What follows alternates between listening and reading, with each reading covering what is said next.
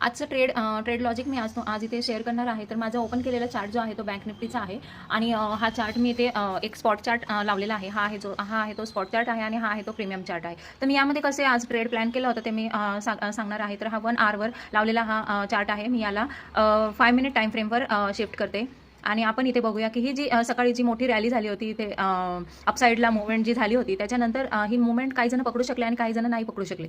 तर ही मुवमेंट झाल्यानंतर इथे कुठेसा इथे स्टॉप केलेला आहे मार्केटने आणि त्याच्यानंतर इथे या रेंजमध्ये जो डब्ल्यू पॅटर्न या सपोर्टवर बनवलेला आहे, या सपोर्टचा मी हा सपोर्ट मी कसं फाइंड आउट केला. तर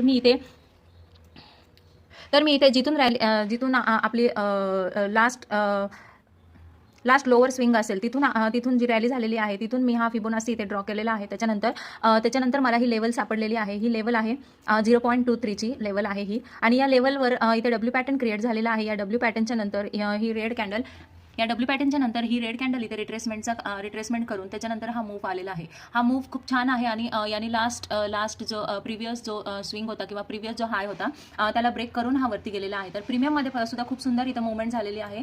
इथे मी प्रीमियम जो यूज केला होता तो 50,700 सीचा यूज केला होता आणि इथे आपण बघितलं तर बॉटम जेव्हा इथे डब्ल्यू पॅटर्न बनलेला आहे त्याच्यानंतर इथं EMA ब्रेक करून ही जी कॅन्डल जी ब्रेक करत वर गेलेली आहे या 477च्या नंतर आपली एंट्री इथे असते.